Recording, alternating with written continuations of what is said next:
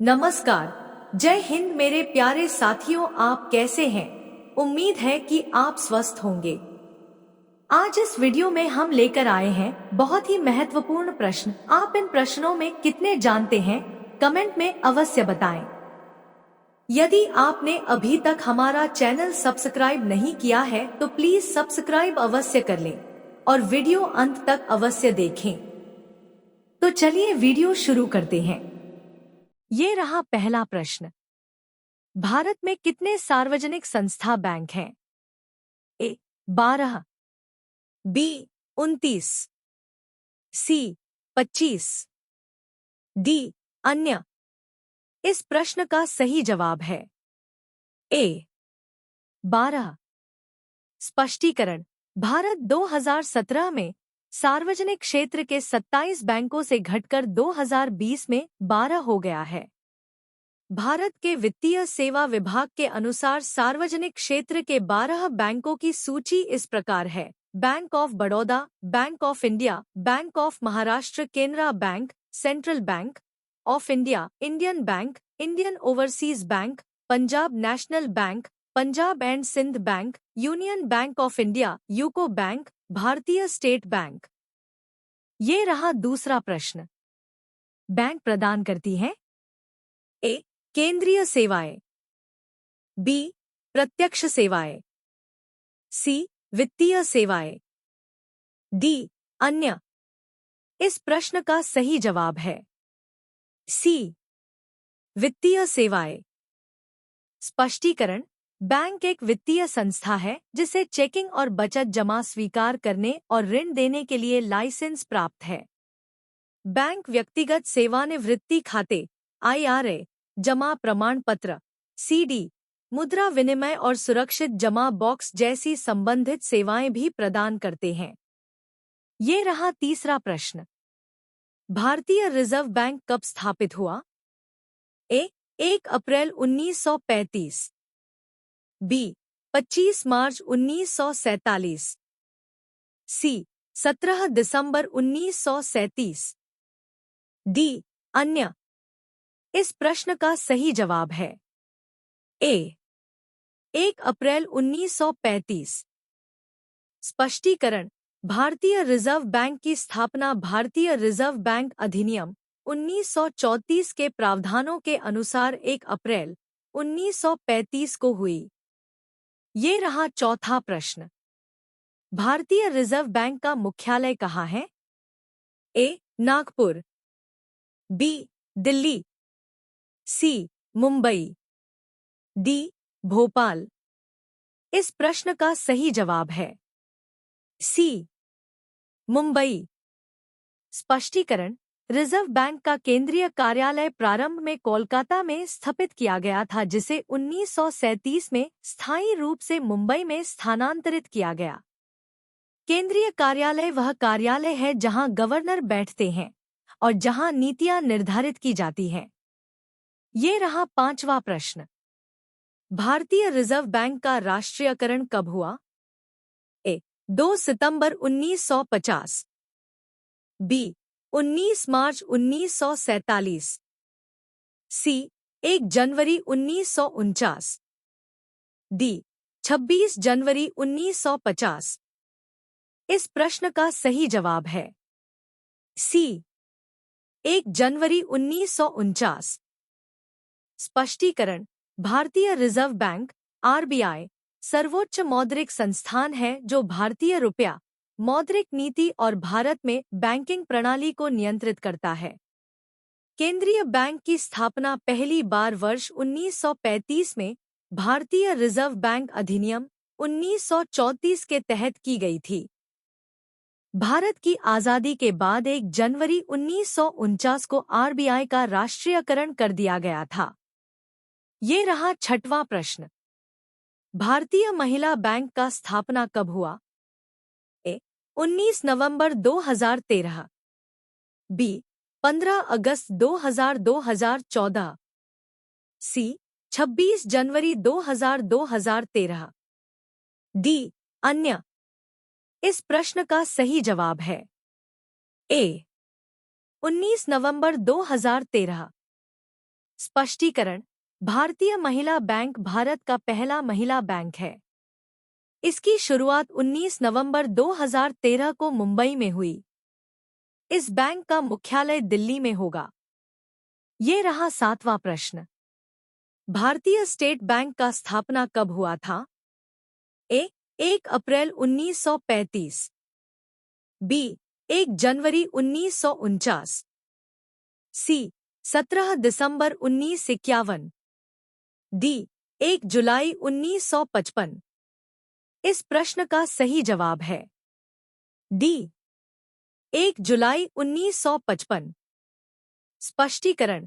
27 जनवरी 1921 को तीनों बैंकों को मिलाकर एक Akhil Bharatiya bank imperial bank of India बनाया गया। 1 जुलाई 1955 को देश के प्रमुख वाणिज्यिक बैंक के रूप में इंपीरियल बैंक को भारतीय स्टेट बैंक बनाने के लिए राष्ट्रीयकरण किया गया था। ये रहा 8वां प्रश्न। भारत का सबसे पहला बैंक है? A. Bharatiya reserve bank. B. Bank of Hindustani. C. Bharatiya state bank. D. Andhra bank. इस प्रश्न का सही जवाब है बी. बैंक ऑफ हिंदुस्तानी। स्पष्टीकरण। 1770 यूरोपीय पैटर्न पर भारत में बैंक ऑफ हिंदुस्तान नाम से प्रथम बैंक स्थापित किया गया। ये रहा 9वां प्रश्न। बैंक ऑफ हिंदुस्तानी बैंक का स्थापना कब हुआ था? ए. 1805। बी.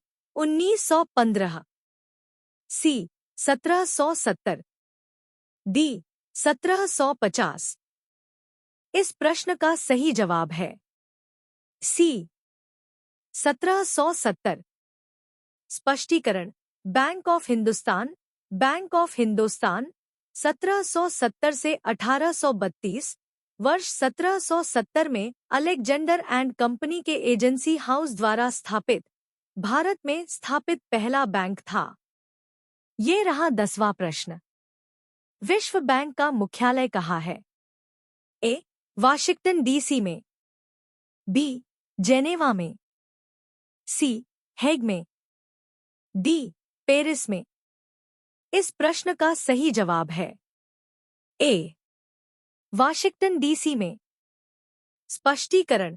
विश्व बैंक समूह 5 अंतर्राष्ट्रीय संगठनों का एक ऐसा समूह है जो सदस्य देशों को वित्त और वित्तीय सलाह देता है। इसका मुख्यालय वॉशिंगटन डीसी में है। ये रहा 11वां प्रश्न। वर्ल्ड डेवलपमेंट रिपोर्ट निम्नलिखित में से किस संस्था का प्रकाशन है? ए. अंतर्राष्ट्रीय मुद्रा कोष। बी. विश्व व्यापार संगठन। सी. विश्व बैंक। डी. अंकटाड। इस प्रश्न का सही जवाब है सी. विश्व बैंक। स्पष्टीकरण। वर्ल्ड डेवलपमेंट रिपोर्ट विश्व बैंक द्वारा प्रकाशित की जाती है।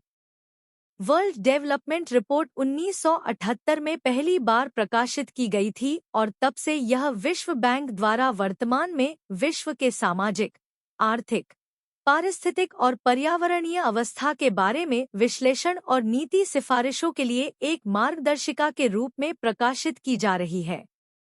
ये रहा 12वां प्रश्न। भारतीय रिजर्व बैंक निम्नलिखित में से किस दर का निर्धारण नहीं करता है? ए. बैंक दर। बी. रिवर्स रेपो दर। सी. आयकर दर। डी. रेपो दर। इस प्रश्न का सही जवाब है सी. आयकर दर। स्पष्टीकरण। इसके अलावा वर्तमान रेपो दर, रिवर्स रेपो दर, सीमांत स्थायी सुविधा दर और बैंक दर भी आरबीआई की मौद्रिक नीति के अंतर्गत आते हैं। ये रहा 13वां प्रश्न। भारत में विभिन्न श्रेणी के वाणिज्यिक बैंक हैं। इनमें से कौन वाणिज्यिक बैंकों की श्रेणी में नहीं आता है? ए. निजी बैंक। बी. राष्ट्रीयकृत बैंक। सी. सहकारी बैंक। डी. वस्तु बैंक। इस प्रश्न का सही जवाब है डी. वस्तु बैंक। ये रहा 14वां प्रश्न। निम्नलिखित प्रकार के बैंक में से किस प्रकार के बैंकों को विदेशी मुद्रा खाते के संचालन की अनुमति प्राप्त है? ए. विदेशी बैंक। बी. क्षेत्रीय ग्रामीण बैंक। सी. राष्ट्रीयकृत बैंक। डी. इनमें से कोई नहीं। इस प्रश्न का सही जवाब है सी. राष्ट्रीयकृत बैंक। स्पष्टीकरण। राष्ट्रीयकृत बैंक अर्थात आरबीआई द्वारा विदेशी मुद्रा का व्यापार करने के लिए प्राधिकृत किए गए बैंक के पास विदेशी मुद्रा में विदेशी मुद्रा अर्जक विदेशी मुद्रा ईफ्क खाता रखा जाता है। ये रहा 15वां प्रश्न। भारतीय जीवन बीमा निगम LIC का मुख्य कार्यालय कहाँ पर है? ए. जयपुर। बी. नई दिल्ली। सी. मुंबई। डी. अहमदाबाद। इस प्रश्न का सही जवाब है सी. मुंबई। ये रहा 16वां प्रश्न। भारत निम्नलिखित में से किस राष्ट्र समूह का सदस्य है? ए. ओपेक। बी. नाटो। सी. ब्रिक्स। डी. इनमें से कोई नहीं। इस प्रश्न का सही जवाब है सी. ब्रिक्स। स्पष्टीकरण। ब्राजील, रूस, भारत, चीन और दक्षिण अफ्रीका ब्रिक्स के मुख्य सदस्य हैं और यह समूह वैश्विक अर्थव्यवस्था के 1/4 हिस्से का प्रतिनिधित्व करता है। यह पिछले सालों में वैश्विक आर्थिक विकास का एक प्रमुख प्रेरक रहा है। ये रहा 17वां प्रश्न। भारत द्वारा विकसित मिसाइल का नाम निम्नलिखित में से क्या है? ए. ध्रुव। बी. विवियन। सी. त्रिशूल। डी. इनमें से कोई नहीं। इस प्रश्न का सही जवाब है सी.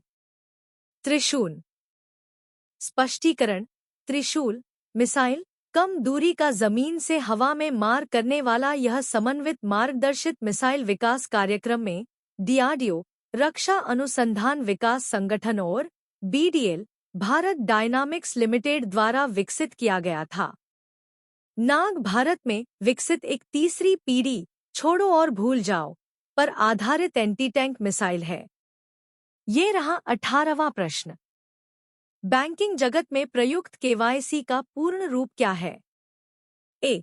Keep your credibility. B. Know your credibility. C. Keep your customer. D. Know your customer. इस प्रश्न का सही जवाब है डी. Know your customer. स्पष्टीकरण। KYC को नो योर कस्टमर के रूप में भी जाना जाता है। यह ग्राहकों की पहचान की पुष्टि करने की एक अनिवार्य प्रक्रिया है। यह बैंकों की सेवाओं का दुरुपयोग नहीं करना सुनिश्चित करता है। ये रहा 19वां प्रश्न। बैंकिंग एवं वित्त के क्षेत्र में निम्नलिखित में से किस शब्द का प्रयोग किया जाता है? A. Accrued interest. B. Diffusion. C. Deviance. D. इनमें से कोई नहीं। इस प्रश्न का सही जवाब है ए. Accrued interest. ये रहा 20वां प्रश्न। निम्नलिखित में से भारत के निजी क्षेत्र के एक बैंक का नाम कौन सा है? A. Dena bank. B. South Indian bank. C. Syndicate bank. D. IDBI bank. इस प्रश्न का सही जवाब है बी. South Indian bank. स्पष्टीकरण। साउथ इंडियन बैंक भारत में केरल में स्थित एक निजी क्षेत्र का बैंक है। यह बैंक 1946 में अनुसूचित बैंक बनने वाला पहला निजी क्षेत्र का बैंक था। यह बैंक ग्राहकों को संपूर्ण बैंकिंग समाधान प्रदान करता है और व्यक्तियों को राष्ट्रीय पेंशन प्रणाली NPS योजना में निवेश करने की अनुमति भी देता है। ये रहा 21वां प्रश्न। वित्तीय सेवाओं तक पहुंच की कमी को तकनीकी रूप से क्या कहते हैं? ए. वित्तीय अस्थिरता। बी. वित्तीय वंचन। सी. वित्तीय स्थिरता। डी. वित्तीय समावेशन। इस प्रश्न का सही जवाब है बी, वित्तीय वंचन। स्पष्टीकरण। वित्तीय समावेशन, फाइनेंशियल इंक्लूजन का मतलब समाज के पिछड़े एवं कम आय वाले लोगों को वित्तीय सेवाएं प्रदान करना है। इसके साथ ही ये सेवाएं उन लोगों को वहन करने योग्य मूल्य पर मिलनी चाहिए। ये रहा 22वां प्रश्न। बैंकिंग के क्षेत्र में निम्नलिखित में से कौन से शब्द का प्रयोग होता है? ए, एंट्रोपी, बी, अकाउंट्स, सी, विस्कोसिटी, डी, प्लाज्मा। इस प्रश्न का सही जवाब है बी, अकाउंट्स। स्पष्टीकरण। ग्राहक के वित्तीय लेने देने करने के उद्देश्य से किसी भी बैंक में एक अकाउंट्स के माध्यम से किया जाता है। ये रहा 23वां प्रश्न। निम्नलिखित में से जापान की कौन सी मुद्रा करेंसी है? ए, युआन, बी, यूरो, सी, येन, डी, डॉलर। इस प्रश्न का सही जवाब है सी, येन। स्पष्टीकरण। येन जापान की मुद्रा है। संयुक्त राष्ट्र के डॉलर और यूरो के बाद विदेशी मुद्रा बाजार में येन तीसरी सबसे अधिक व्यापारिक मुद्रा है। इसे अमेरिकी डॉलर, यूरो और यूके पाउंड स्टर्लिंग के बाद आरक्षित मुद्रा के रूप में भी व्यापक रूप से उपयोग किया जाता है। जापानी येन को आधिकारिक रूप से 10 मई 1871 को मीजी सरकार द्वारा अपनाया गया था। ये रहा 24वां प्रश्न। विदेशी मुद्रा संबंधी कार्य किस बैंक का है? ए, अपतटीय बैंकिंग का, बी, भारतीय स्टेट बैंक का, सी, व्यापारिक बैंक का, डी, इनमें से कोई नहीं। इस प्रश्न का सही जवाब है ए, अपतटीय बैंकिंग का। ये रहा 25वां प्रश्न। देश की सरकार एवं केंद्रीय बैंक द्वारा जारी नोट व सिक्के कौन सी मुद्रा होती है? ए, वैध मुद्रा, बी, सन्निकट मुद्रा, सी, वैधानिक मुद्रा, डी, स्वीकार्य मुद्रा। इस प्रश्न का सही जवाब है ए, वैध मुद्रा। स्पष्टीकरण। वैध मुद्रा वह सिक्का या बैंक नोट है जो ऋण या दायित्व के निर्वहन के लिए वैध रूप से मुद्रा विनिमय योग्य है। ये रहा 26वां प्रश्न। बॉम्बे स्टॉक एक्सचेंज का विश्व में कौन सा स्थान है? ए, 12वां, बी, 13वां, सी, 10वां, डी, 11वां। इस प्रश्न का सही जवाब है सी, 10वां। स्पष्टीकरण। बॉम्बे स्टॉक एक्सचेंज या बीएसई एशिया का पहला स्टॉक एक्सचेंज है जिसकी स्थापना 1875 में हुई थी। बीएसई को 6 माइक्रोसेकंड की गति के साथ दुनिया का सबसे तेज स्टॉक एक्सचेंज के रूप में भी जाना जाता है। बाजार पूंजीकरण के आधार पर दुनिया के सबसे बड़े स्टॉक एक्सचेंजों की सूची में बीएसई 10वें स्थान पर है। ये रहा 27वां प्रश्न। मुंबई स्टॉक एक्सचेंज को कब मान्यता मिली? ए, 25 दिसंबर 1965 को, बी, 22 मई 1950 को, सी, 13 अगस्त 1957 को, डी, 12 जुलाई 1960 को। इस प्रश्न का सही जवाब है सी, 13 अगस्त 1956 को। स्पष्टीकरण। एशिया के सबसे प्राचीन और देश के प्रथम स्टॉक एक्सचेंज को Mumbai stock exchange securities contract regulation act 1956 के तहत स्थायी मान्यता मिली है। ये रहा 28वां प्रश्न। भारतीय रुपए के नोट पर कितनी भाषाओं में नोट के मूल्य का उल्लेख होता है?